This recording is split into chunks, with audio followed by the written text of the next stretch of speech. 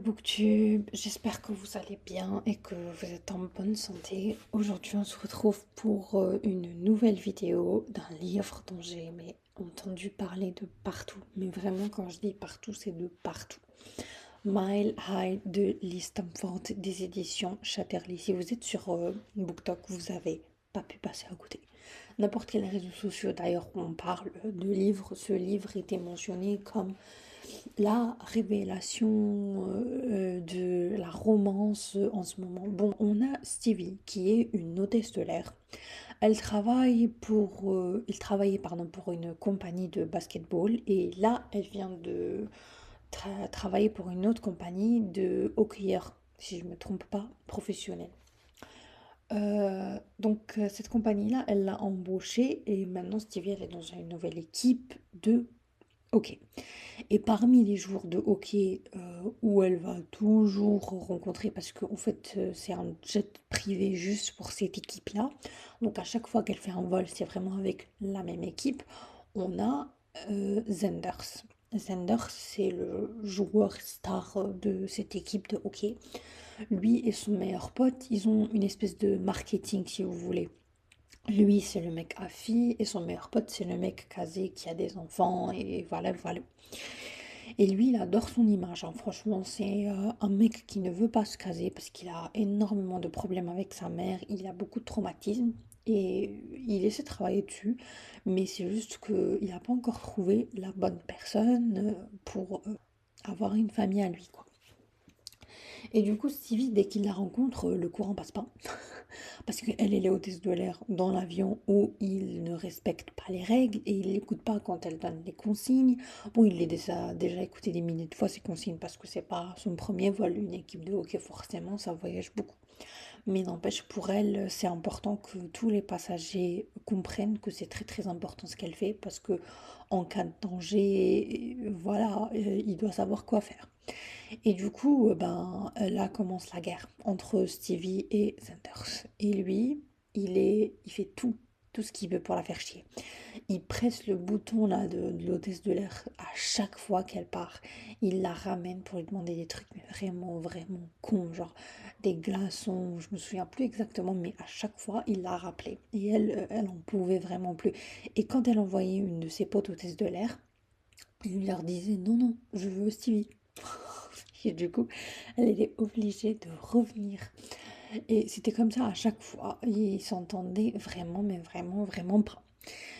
Et il faut savoir aussi que Stevie, c'est la sœur d'un grand joueur de basket qui est dans la NBA. Et du coup, elle vit dans son appartement. Mais comme lui, il voyage beaucoup, elle est seule la plupart du temps.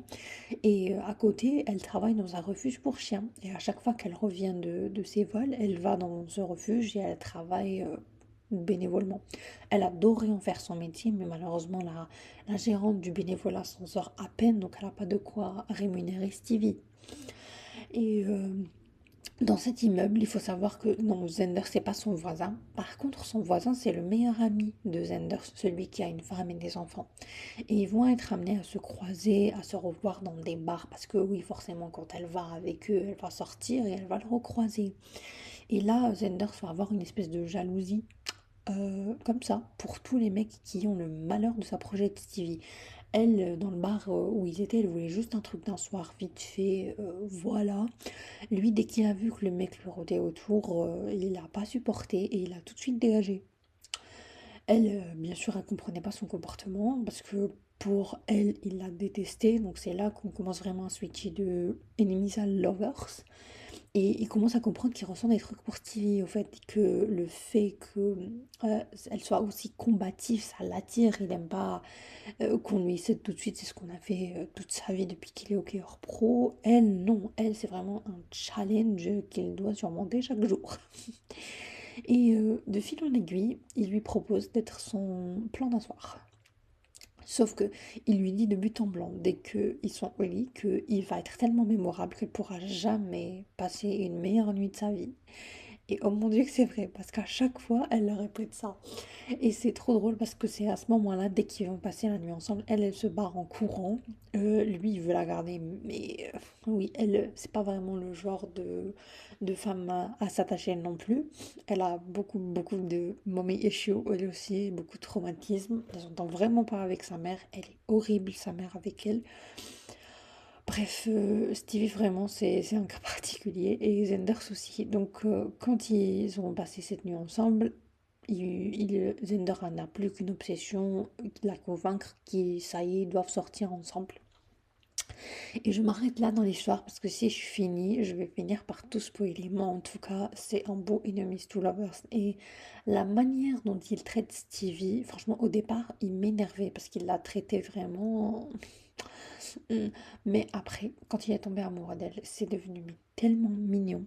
Alors, faut savoir que Zenders, c'est pas sa faute. Si il est comme ça, il a eu beaucoup de traumatismes dans sa vie, que ce soit son père, sa mère. La seule personne sur qui il peut compter, c'est sa sœur. Ses parents, ça va pas très bien avec eux. Et du coup, c'est pour ça qu'il a autant de mal à faire confiance. Mais quand il a commencé à développer des sentiments pour Stevie, il a envoyé tout ça au diable et il voulait vraiment la conquérir. Et il a fait tout ce qu'il pouvait pour sortir avec elle. Jusqu'à, bien sûr, ils vont sortir ensemble. Il va y avoir d'autres complications comme dans toutes les romances. Et oui, c'est une fin heureuse. Donc, je ne vais pas vous spoiler, mais enfin, les romances comme ça, on s'attend toujours à des fins heureuses. Et du coup, oui, au départ, je ne vais pas vous mentir, il m'a un peu ennuyée. Je trouvais que ça tournait un petit peu en rond. Mais une fois qu'ils ont passé la nuit ensemble, ça commence à avoir un autre rythme. Et j'ai préféré cette deuxième partie-là. En ce qui concerne le frère de Stevie, il y a un tome 2 sur lui, mais apparemment, quand j'ai vu les avis, je me suis dit, il est pire que Zender. Je pense pas que je vais lire ce tome, donc je vais peut-être direct sauter au troisième. Tout le monde dit qu'il est incroyable, que c'est le meilleur de la saga, donc je vais voir. En ce qui concerne mes citations préférées, tu n'es pas obligé d'aimer ton corps tous les jours. Ce n'est pas réaliste d'espérer le faire, mais moi je l'aime, même les jours où tu n'y arrives pas. Je voulais garder ça pour la fin. Alors Stevie, c'est pas seulement une fille qui a des problèmes avec sa mère, c'est aussi une fille qui a un problème avec le rapport à son corps, parce que Stevie est, on va pas dire franchement obèse, non. Elle a des formes, elle a du ventre et elle a des formes, mais en soi, franchement, quand j'ai vu les fan art, elle est très belle. Oui, elle a quelques kilos en trop, mais franchement, on s'en fout. Franchement, j'en ai marre un petit peu. D'ailleurs, je voulais poser ça ici, d'avoir des femmes dans les livres qui sont mais vraiment parfaites. La perfection incarnée. Parce que je pense que toutes les femmes qui regardent cette vidéo, on n'est pas la perfection incarnée. Et ça fait un peu À chier savoir de que c'est voir que dans totalement les livres, normal on ne d'avoir des met kilos jamais en la trop, on n'est pas vérité. parfaite et on devrait s'accepter comme on est ou sinon faire des efforts pour être comme on voudrait l'être. Mais c'est pas parce qu'on est différente que c'est mal et j'aimerais bien voir autant de vérité que dans ce livre parce que Stevie, elle partage des choses qui sont vraies. On a tout eu un moment où on s'est dit oh, je vais peut-être perdre un 2 kilos en trop. C'est pas la fin du monde, mais c'est pas une raison de s'auto-flageller et de se comparer tout le temps aux autres parce que ça, c'est des schémas toxiques. Et ça fait du bien. Ça fait énormément de bien de voir des personnages comme ça qui sont réalistes et j'espère en voir plus à l'avenir. Alors pour le reste des citations, tu n'es pas une option Stevie parce qu'à part toi, il n'y a pas d'autre choix. Tu es ma version personnelle du paradis Stevie. Je ne te vois pas comme tu te vois. Je te trouve adorable, douce et hilarante. Et tu es un canon V. Je te demande juste une chance. Tu veux être choisi, moi aussi. Alors choisis-moi. Sur ce, je vous laisse. J'espère que cette vidéo vous aura plu. Surtout, dites-moi en commentaire si vous l'avez lu et ce que vous en avez pensé. N'oubliez pas de vous abonner et de liker. Bisous, ciao!